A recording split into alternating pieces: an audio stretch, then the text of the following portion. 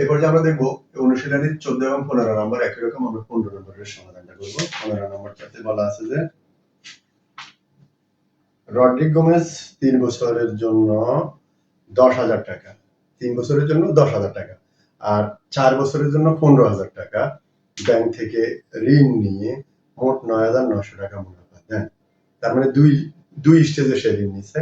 একটা হলো 3 বছরের জন্য 10,000 টাকা নিচ্ছে, আর একটা হলো 4 বছরের জন্য 15,000 টাকা ঋণ নেওয়ার পর সে দুইটাতেই একত্রে মুনাফা দেন 9,900 টাকা। ওকে, উভয় ক্ষেত্রে মুনাফার হার সমান।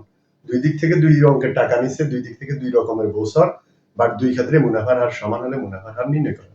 তাহলে আমরা এটা একটু ট্রাই করি। এটা হলো কত নাম্বার? 15 নাম্বার। তো 15 নম্বরে বলা আছে যে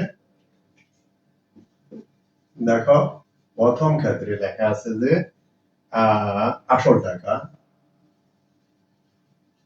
আসল পি ইকুয়াল প্রথমে কত হাজার? 10,000 টাকা, আসল 10,000 টাকা। এরপরে দেখি সময় এখানে কত, সময় 3 বছর, সময় 3 বছর। এরপর আছে মুনাফার হার, মুনাফার হার যেহেতু আমাদের জানা নাই তখন আমরা এটাকে ধরলাম আর ধরলাম, কেমন আর ধরলাম। তো আসো এখানে আমরা লিখবো মুনাফা, মুনাফা আই ইকুয়াল, বা আমরা এটাকে মুনাফার হার তো আর ধরছি। ওকে, তো মুনাফার হার আমরা লিখতে পারি যে আমরা জানি মুনাফা আই ইকুয়াল পি এন আর। এখন লেখো পি এন আর, পি কোনটার মান কত? পি এর মান কত? 10,000 ইনটু এন এর মান কত? 3 বছর ইনটু আর, তো আর এর মান তো নাই। ওকে, তো এটাকে কি লেখা যায়? 3 10 30,000 আর 30,000 আর এটা লিখলাম। এবার আসো দ্বিতীয় ক্ষেত্রে কি দাঁড়ালো। দ্বিতীয় ক্ষেত্রে কি আছে? সেম কাহিনী, আসল পি ইকুয়াল 15,000 টাকা। হ্যাঁ, এরপর আসো দ্বিতীয় ক্ষেত্রে আমরা যেটা দেখলাম, সময় এন ইকুয়াল টু দ্বিতীয় ক্ষেত্রে 4 বছর আর মুনাফার হার আর মুনাফার হার সমান, আমরা প্রথম ক্ষেত্রে মুনাফার হারটা জানি না, দ্বিতীয় ক্ষেত্রেও জানি না, তো দুইটার ক্ষেত্রে আমরা ধরলাম আর। কেন দুইটার ক্ষেত্রে একই রকম ধরছি? কারণ দুইটার ক্ষেত্রে মুনাফা একই, এটা তো আর ওটাতেও আর। এবার যেতে হবে আমরা মুনাফা দেখবো কত, মানে এরপর যে লাভটা কত হয়েছে, I equal to P and R, এটার মান 15,000 ইনটু এন এর মান কত অলরেডি লেখা আছে 4 বছর ইনটু আর, আর এর মান তো নাই, লিখলাম 4 15 60,000 টাকা, সরি 60,000 আর। ওকে, এবার একটা জিনিস দেখো, এই ক্ষেত্রে হলো মুনাফা তো 30,000 আর, এই ক্ষেত্রে হলো 60,000 আর। ওকে, এবার আসো আমরা যেটা লিখবো ফাইনালি,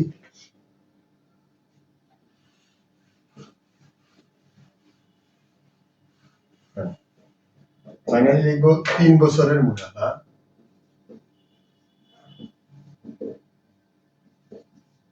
শুরুতে বের করছি 3 বছরের মুনাফা, পরে বের করছি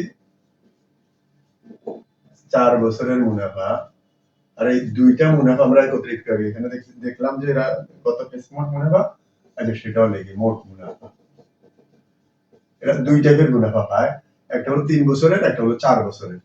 তো আসলে 3 বছরের মুনাফা একটু আগে আমরা যেটা বের করছি, কত পাইছি আমরা? 30,000 আর, একটু আগে আমরা পেলাম 30,000 আর যোগ 4 বছরের মুনাফা আমরা যেটা পাইলাম একটু আগে, সেটা হলো 60,000 আর। আর মোট মুনাফা অঙ্কে অলরেডি দেওয়া আছে 9,900 টাকা। এবার তুমি এটাকে নরমালি সমাধান করো, 60,000 30,000 90,000, 90,000 আর ইকুয়াল 9,900। তো এখানে আসো আরটাকে রাখো, আর এর সাথে সংখ্যাটা কি আছে? গুণ। তুমি এখানে 9,900 লিখবা, আর এই 90,000 এখানে আছে গুণ, এখানে হবে কি ভাগ। ওকে, এবার আর এর মান মানে কি? আর খেয়াল করো, আর এর মান মানে হলো মুনাফার হার। তো মুনাফার হার তো অলরেডি আমরা জানি পার্সেন্ট, তো পার্সেন্ট আকারে আসবে, তো পার্সেন্ট আকারে আসলে তুমি এভাবে লিখতে পারো 100 ভাগের 100। এটা বাড়তি লিখছি, কেন বাড়তি লিখছি দেখো, এই 100 আর 100 যদি কাটো কিছুই নেই, তো কেন কিছু নেই দেখো, উপরের 100 এটার সাথে কাটা যাবে, আর নিচের 100, নিচের 100 মানে কি? পার্সেন্ট। তো তুমি নিচের 100টাকে নিচেও লিখতে পারো, পরের লাইনে পার্সেন্ট দিবা, আর যদি বলো যে না আমি নিচে এখানে 100 লিখবো না, এখানে এইভাবে লিখে লেখা যায় 100% লিখে দিলাম। তাহলে এটা সব কাটবা, এই যে দেখো এই সংখ্যা আর এই সংখ্যা গুণ করবা, যে এই রেজাল্ট হবে এই রেজাল্টকে এই সংখ্যা দ্বারা ভাগ করবা, ভাগ করলে তুমি যেটা পাবা সেটা হলো 11%। 11 আর এই পার্সেন্টটা কেমন, এই 11%। আর যদি তুমি বলো যে না ব্যাপারটা এইভাবে করবো না আমি, তাহলে আমি নিজের 100 রাখবো, তাহলে 100 কাটা গেলে কিছুই নেই। তখন দেখো, তখন তুমি এই এই সংখ্যা আর এই সংখ্যা গুণ করবা, যে রেজাল্ট ওই রেজাল্টের সাথে এটা দ্বারা ভাগ করবা, পাবা 11। আর এই নিচের 100 মানে 100 মানে পার্সেন্ট, নিচের 100 মানে পার্সেন্ট, তার মানে কত দাঁড়ালো 11%। ফাইনালি লিখবা মুনাফার হার কত পার্সেন্ট, 11%। ওকে, তার মানে 14 নাম্বারটা সেম, তুমি জাস্ট একটু হালকা পার্থক্য আছে, তুমি একটু ট্রাই করবা। ওকে।